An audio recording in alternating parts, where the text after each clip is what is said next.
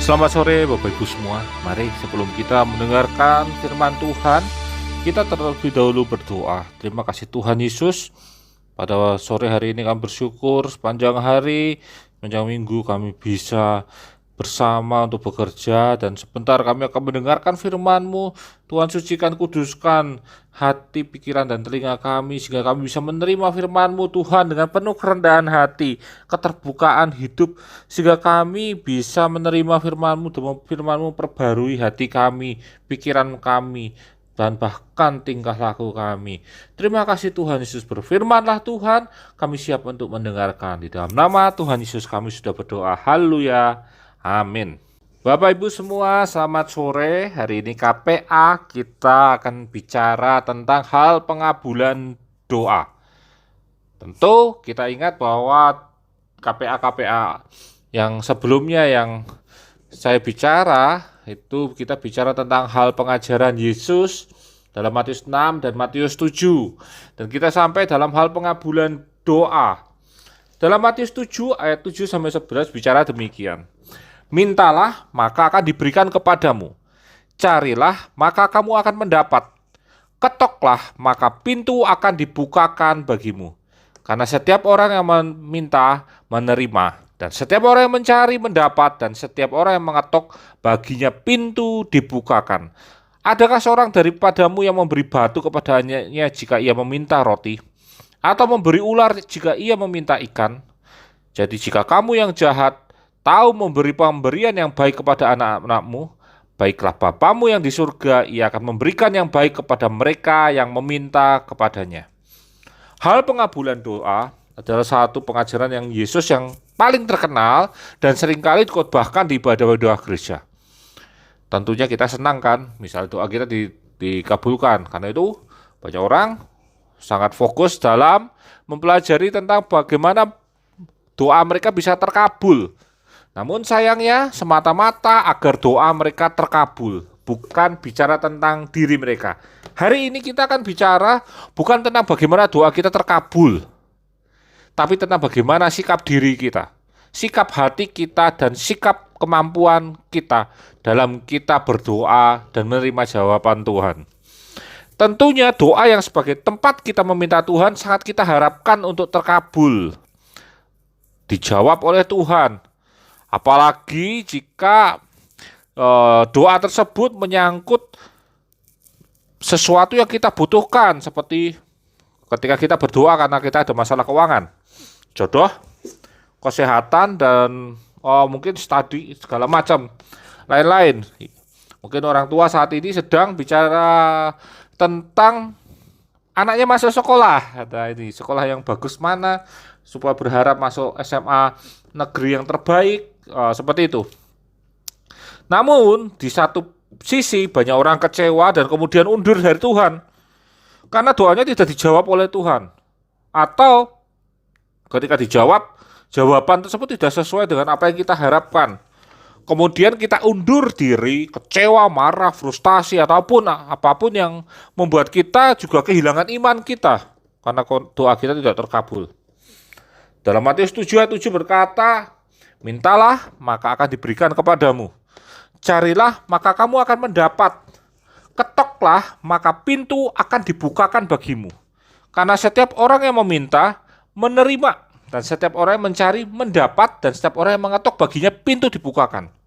Dari ayat di atas, Yesus sedang bicara tentang 3 prinsip dalam kita membangun sikap diri kita agar doa kita itu menjadi doa yang benar, doa yang besar kuasanya, doa yang merubah hidup kita. Nah, prinsip yang pertama yang kita pelajari yaitu kita harus memiliki hubungan yang langsung kepada Tuhan tanpa perantara dan tanpa ritual. Tidak ada lagi penghalang antara kita dengan Tuhan saat kita berdoa. Kita itu bisa berdoa secara langsung kepada Tuhan tanpa melewati siapapun, imam, pendeta, ritual pengorbanan, korban bakaran, segala macam. Semua ini karena Yesus mati di kayu salib. Selama ini orang Yahudi memiliki batasan yang jelas untuk hubungan manusia dengan Tuhan. Ketika mereka berdoa, maka mereka tidak bisa membawa doa pribadinya langsung kepada Tuhan. Mereka harus melalui imam-imam untuk membawa doa mereka kepada Tuhan.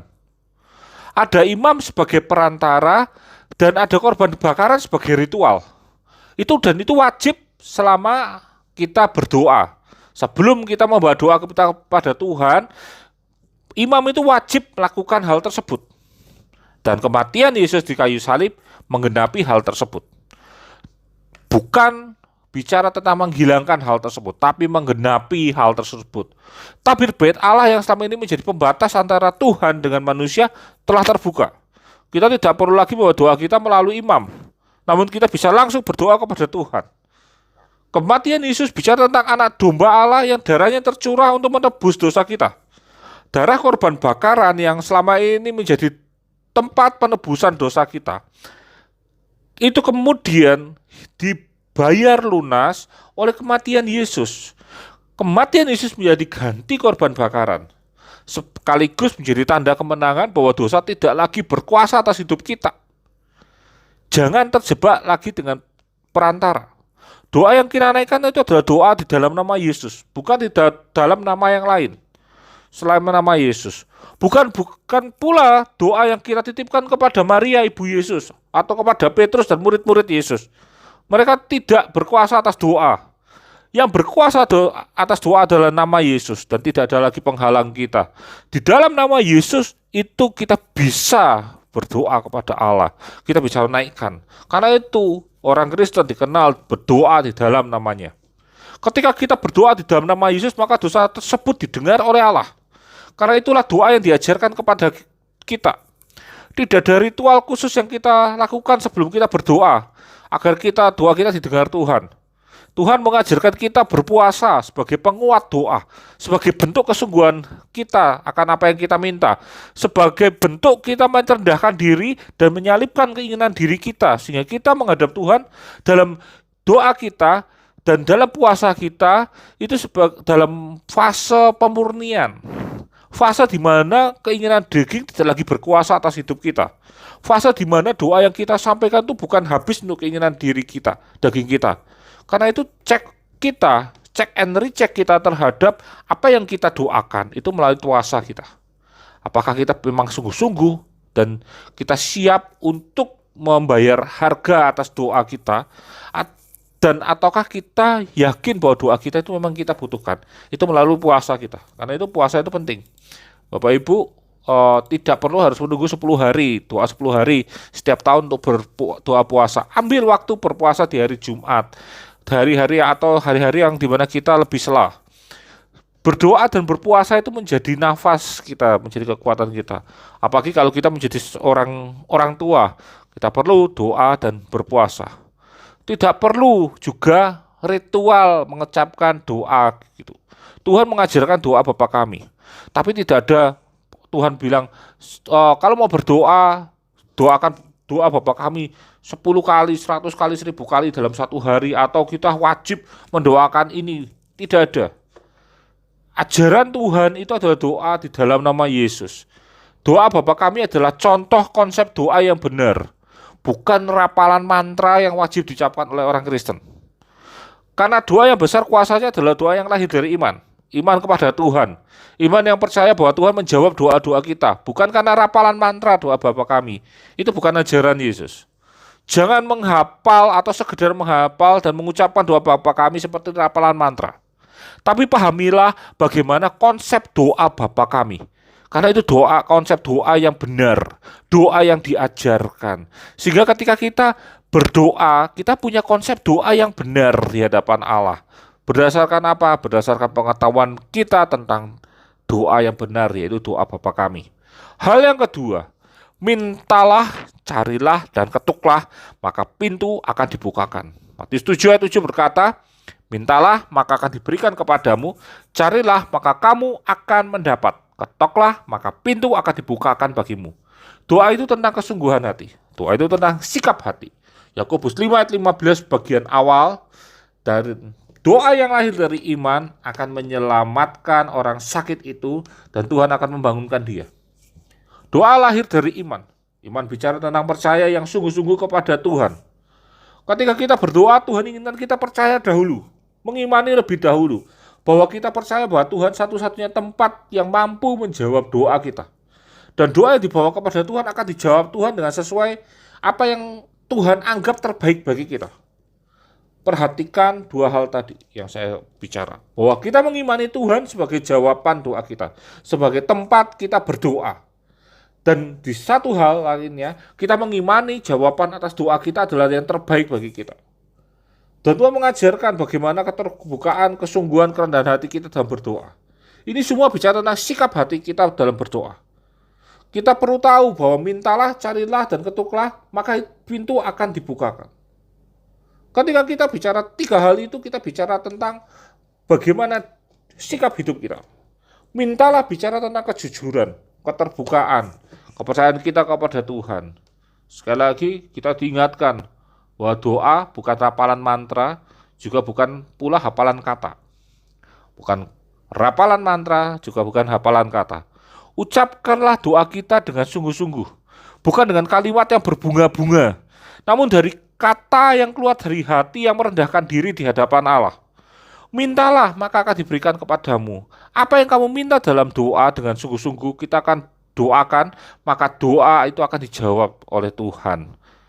Carilah, bicara tentang kesungguhan kita dalam membangun hubungan kita dengan Tuhan. Dalam kita berdoa, cari Tuhan dengan sungguh-sungguh. Bukan karena kita pas butuh doang, atau pas sempat saja, atau bahkan pas kejepit aja Tuhan menjadi last effort kita, atau jalan terakhir kita. Tuhan ingin ada hubungan yang intens dan intim dengan kita. Hubungan yang dalam gambaran sebagai seorang bapak kepada anaknya. Ketika mereka bertemu, bapak dengan anaknya itu bertemu dengan penuh kasih dan kerinduan.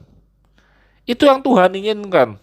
Ketika kita berdoa, ketika kita mencari Tuhan, kita tidak mencari Tuhan dalam posisi ketakutan saja, tapi karena kita punya kerinduan dalam hidup kita. Cari Tuhan dalam doa kita, panggil nama Yesus dalam doa kita, dan imani doa kita di dalam nama Yesus. Maka kamu akan mendapatkannya, karena tidak ada nama lain yang mampu berkuasa menjawab doa kita selain nama Yesus, selain di dalam nama Yesus. Karena itu ketuklah, bicara tentang dua hal, tentang ketekunan kita dan kerendahan hati kita dalam berdoa. Maka pintu akan dibukakan kepada kita. Mereka yang tekun dan sungguh-sungguh merendahkan diri, maka Tuhan akan mendengarkan. Tekun dan kerendahan hati adalah bentuk iman kita saat kita menunggu jawaban doa. Ini bukan tentang pemaksaan kepada Tuhan, ini tentang kesungguhan kita meminta. Bukan pula tentang kerengekan, namun tentang keyakinan kita akan jawaban doa. Karena itu hal yang ketiga menjadi prinsip itu. Kita harus dewasa akan jawaban doa.